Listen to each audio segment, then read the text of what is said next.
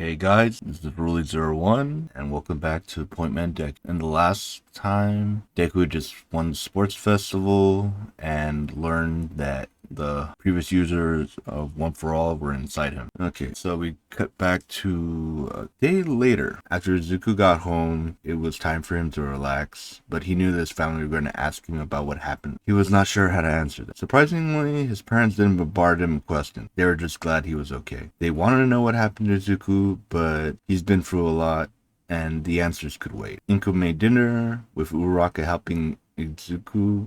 Inko made dinner while Uraraka helped, while Izuku showed Todoroki around the house and the room he would be staying. After they ate dinner, they said goodnight and went to bed.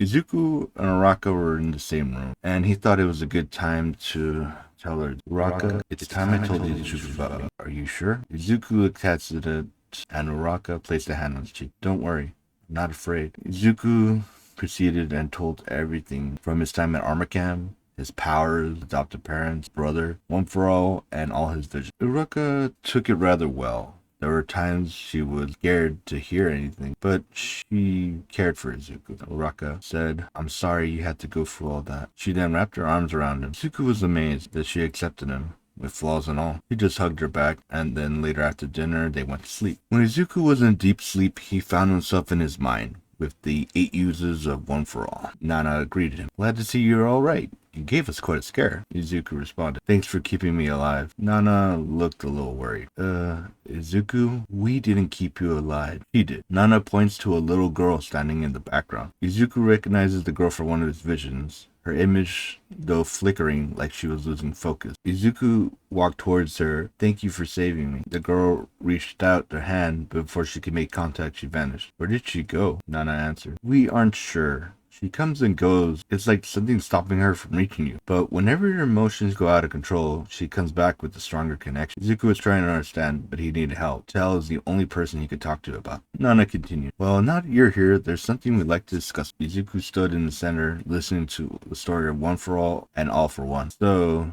you want me to kill All For One? The first user responded, I know you don't want to kill anyone, but you must understand, some villain can't be saved. Some of the users agrees, others were against it. Izuku gave his response, I will bring him to justice, but if I have no choice, I'll kill him. They all put their faith in Izuku. Izuku asked a question. If it's possible, I want to bring All Might here to talk. Can I come back here anytime? Nana responded. Yes, you could come here anytime. With all that settled, the previous users said their goodbyes, and Izuku left back to the real world. Izuku woke up and he was still in bed. His arms were around Uraraka.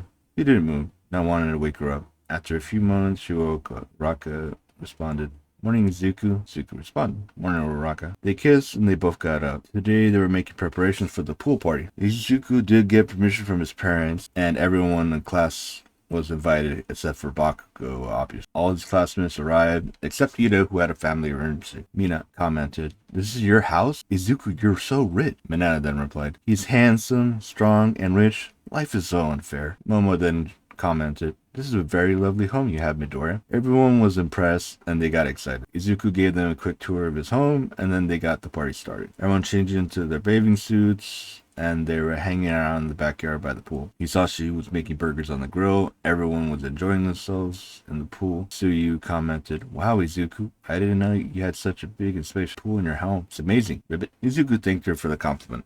Everyone was eating, laughing, and having a good time. The girls took Uraraka to the side and discussed how things were going with Izuku, while the guys were playing volleyball. Mina asked, So how are things with Izuku? Uraraka answered, Things are going well. He did share his secrets with me. Tsuyu commented, So he's opening up to you. That's a sign of a healthy relationship. Totoro then chimed in. It's funny to think since you guys are sleeping in the same room, it's almost like you're living together, like a married couple. Mina then made a quick comment. So, how far have you guys done it yet? Uraraka then gets flustered, turning red, and begins to float. Momo then commented, I guess they haven't. Jiro then asked the question, How are we going to get her down from there? Inku came in and brought Ukura down using her telekinesis. Inku then asked, Hey girls, what are you discussing that has Uraraka so flustered? The girls didn't know what to say since they were discussing her son. Mina quickly answered, It was nothing important. Just, no more girl stuff. The other girls nervously agreed. Inku wasn't sure. Really? I could have sworn you were discussing Izuku. This caught everyone off guard.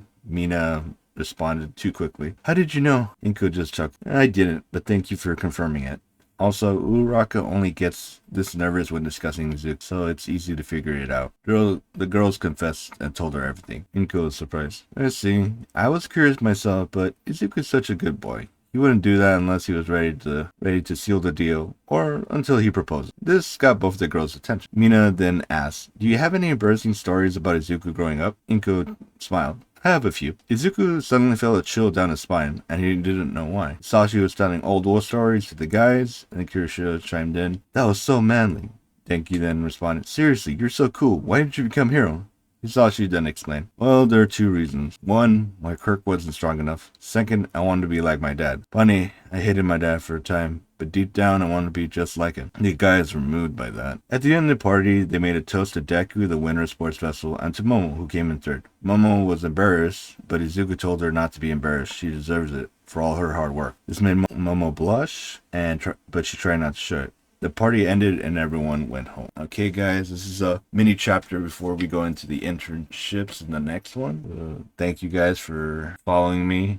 I know I haven't been uploading as much. I've been busy, a lot with work, family, stuff like that. And then, welcome to the 2025. This is going to be a new year, new me. Gonna try my best. Remember, like, comment, subscribe, and I'll see you guys later.